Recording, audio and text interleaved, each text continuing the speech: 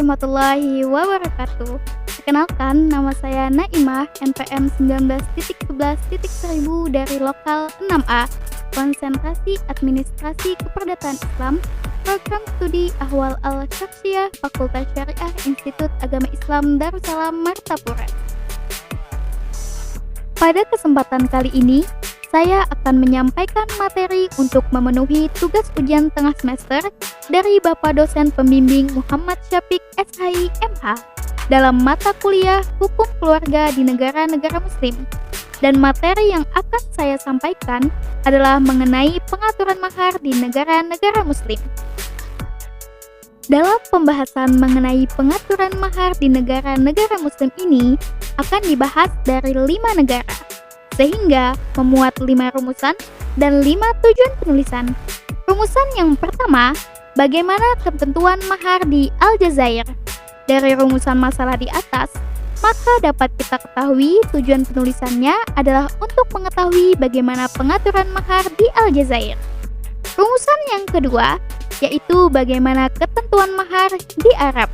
Dari rumusan masalah di atas, dapat kita ketahui tujuan penulisannya adalah untuk mengetahui pengaturan mahar di Arab. Yang ketiga, bagaimana ketentuan mahar di Turki. Tujuan penulisannya adalah untuk mengetahui pengaturan mahar di Turki. Yang keempat, bagaimana ketentuan mahar di Pakistan. Sehingga dapat kita ketahui tujuan penulisannya adalah untuk mengetahui pengaturan mahar di Pakistan. Dan yang kelima adalah bagaimana ketentuan mahar di Lebanon.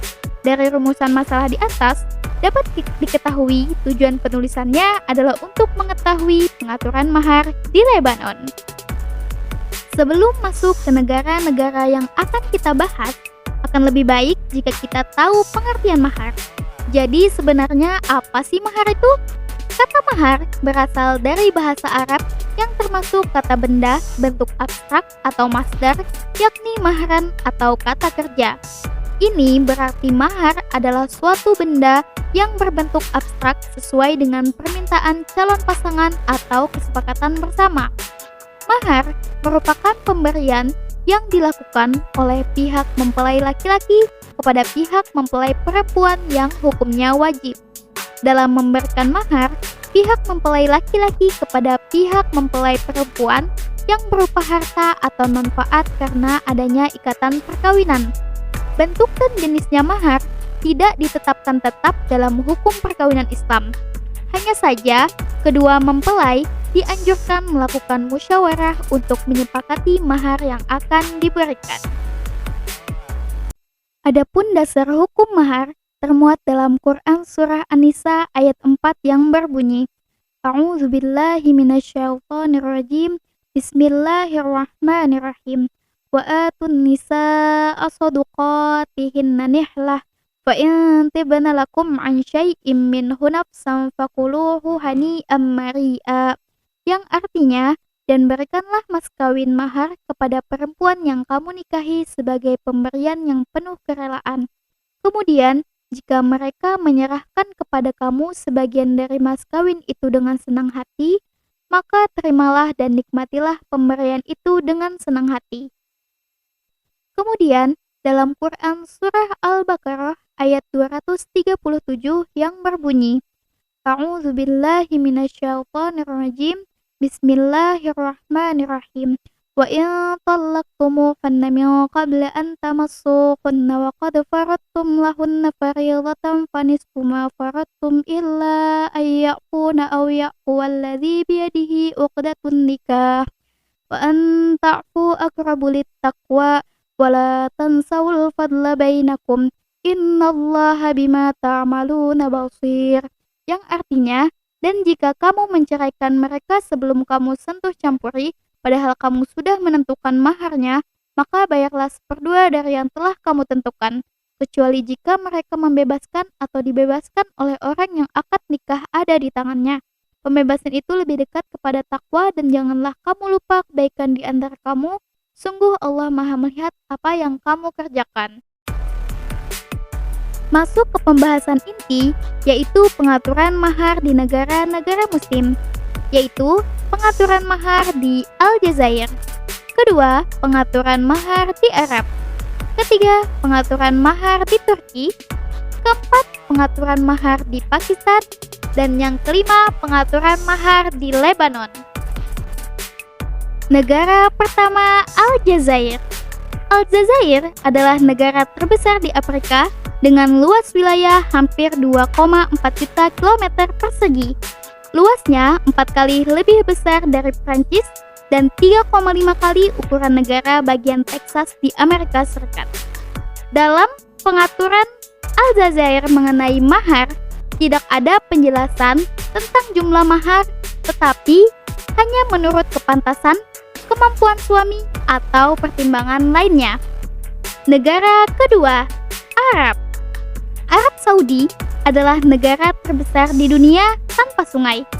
Arab Saudi memiliki pabrik desalinasi air terbesar di dunia.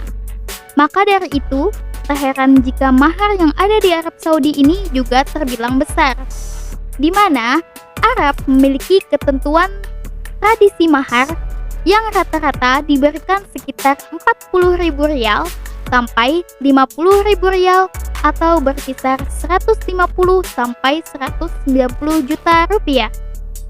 Negara ketiga, Turki. Negara yang memiliki 4 musim ini dalam pengaturan maharnya dapat dikatakan sebagai tradisi, dan mahar yang ada di Turki adalah emas, di mana emas itu melambangkan kemakmuran. Negara keempat, Pakistan.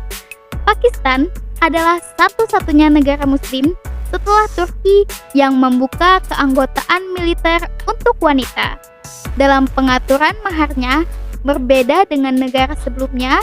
Mengenai mahar negara Pakistan diatur dalam Undang-Undang Pasal 3, di mana batas maksimal mahar adalah 5.000 rupiah. Negara kelima, Lebanon. Berbeda dengan negara Timur Tengah lainnya yang memiliki gurun pasir, Lebanon merupakan negara Timur Tengah yang tidak memiliki hal tersebut.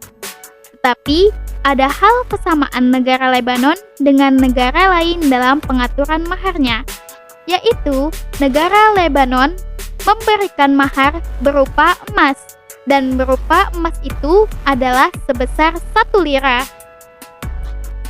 Berikut saya tampilkan contoh gambar mahar yang ada di negara-negara muslim, seperti emas, uang, Al-Quran atau hafalan Al-Quran, dan seperangkat alat sholat. Kesimpulan dari pembahasan ini adalah bahwasanya mahar di negara-negara muslim pada dasarnya menggunakan uang, emas, ataupun hal-hal yang ada nilai dan manfaatnya. Itu tadi penjelasan saya mengenai pengaturan mahar yang ada di negara-negara muslim. Kalau kamu suka video-video seperti ini, silahkan like, comment, subscribe, dan share ke teman-teman kamu agar ilmu yang ada dapat menjadi manfaat untuk semua. Sampai ketemu di video lainnya. Wassalamualaikum warahmatullahi wabarakatuh. Terima kasih. Xie xie. Kamsahamnida. Arigato. Syukran.